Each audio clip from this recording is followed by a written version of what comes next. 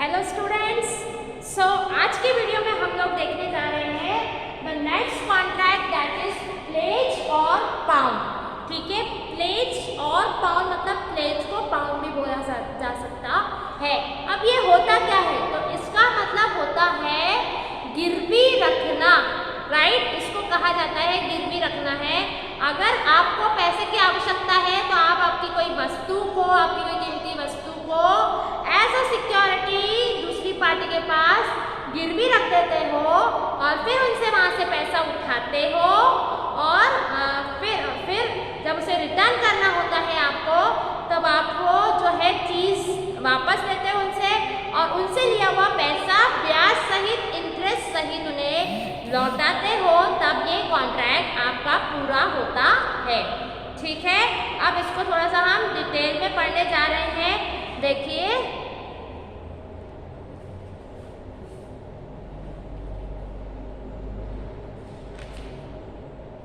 इसकी छोटी सी एक डेफिनेशन मैं आपको बताती हूँ।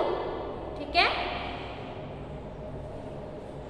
Section 172 of contract act defines pledge और pawn as follows: the bailment of goods as security for payment of a debt or performance of a promise is called pledge.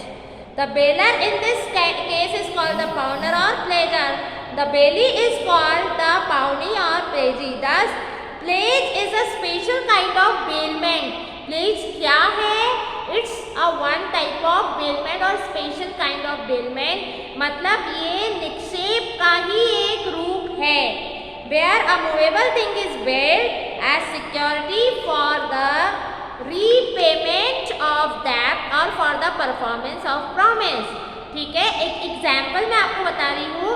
If X borrows 5,000 from Y and keeps his scooter with Y as security for repayment, it is contract of pledge or pound. The person taking the loan is called pledge and the person with whom goods are pledged is called the pledgee. मतलब कि 5,000 की जरूरत थी, उन्होंने अपने scooter क्या करी, second party के पास गिरवी रख दी, उसके बदले में 5,000 रुपये उठा लिए और अब जब उनका काम हो गया तब उसको वो पेमेंट कर देंगे विथ इंटरेस्ट और अपनी स्कूटर वापस ले लेंगे। This is a contract of pledge. ठीक है, इसमें दो पार्टीज होती है, दैट इज प्लेजर एंड प्लेजी।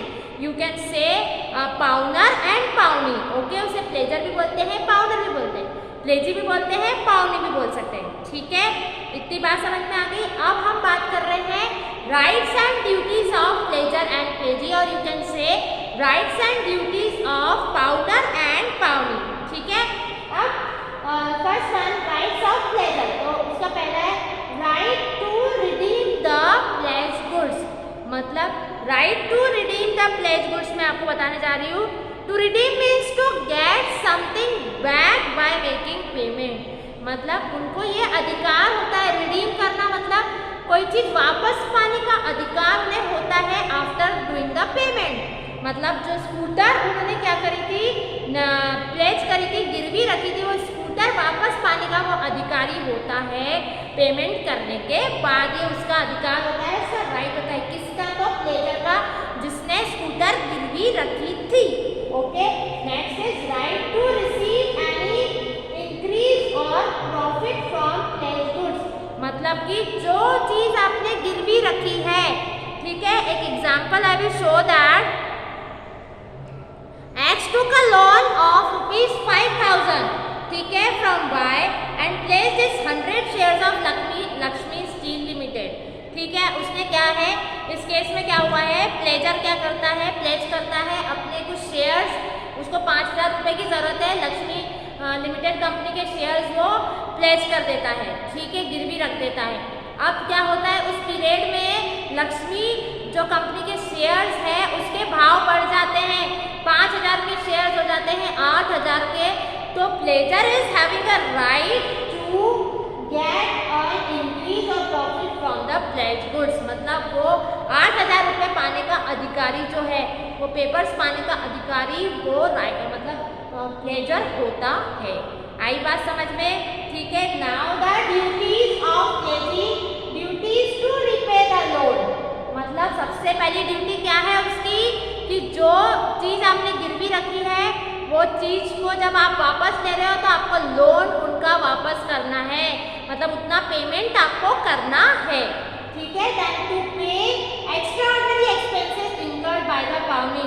अगर ऐसी कोई चीज़ आपने गिरवी रखी है जिसको मेंटेन करने के लिए पाउनी मतलब प्लेजी जो है उसको कुछ और एक्सपेंसेस लगे हैं। सपोज कर लीजिए आपकी गाय जो है मतलब कि गिरवी रखी है, अब जितने पीरियड में आपने उसको गिरवी रखी है उसमें उसकी तबीयत खराब हो जाती है, उस तबीयत खराब होने के कारण से प्लेजी को उसका इलाज करवाना पड़ता है, उस इलाज में प्लेजी के रुपए लगते हैं।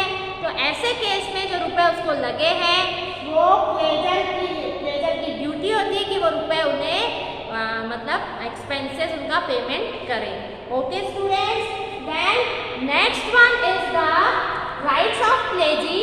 तो rights to retain the pledge goods, pledgee के पास ये राइट होता है कि अगर सामने वाला पेमेंट नहीं कर रहा है प्लेजर तो वो उसके गुड्स को रिटेन मतलब रोकने का अधिकारी होता है। ये ऐसा ही पहले कॉन्ट्रैक्ट में पूरा डिटेल मतलब पूरी डिटेलिंग हो जाती है।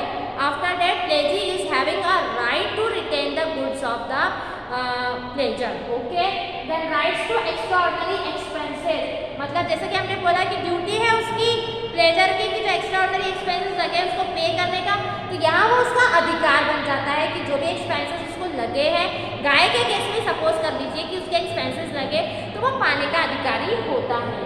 Then rights in case of default of the pawnor, मतलब अगर ऐसा कोई केस है कि जहाँ पर पाउनर कोई मतलब कुछ गड़बड़ी कर रहा है, ठीक है, कुछ फॉल्ट में है, तो ऐसे केस में क्या बोलता है वो उसके ऊपर केस करने का अधिकारी बनता है। हो सकता है कि चोरी का माल उसने लेकर के आया और उसको गिरवी रख दिया और ये चीज़ अगर पकड़ी जाती है तो उनको प्लेजी को राइट है कि वो प्लेजर के खिलाफ केस दर्ज कर सके।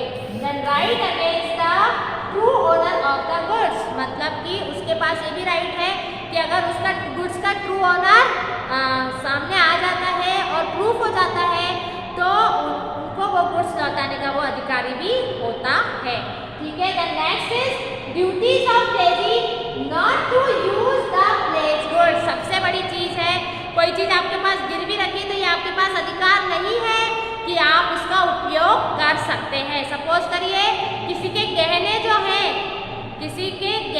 जो है वो आपके पास रखे हुए हैं गिरवी, ठीक है, तो आपके पास ये राइट नहीं बनता कि वो गहने पहन करके आप बाजार में घूम करके आए, ठीक है।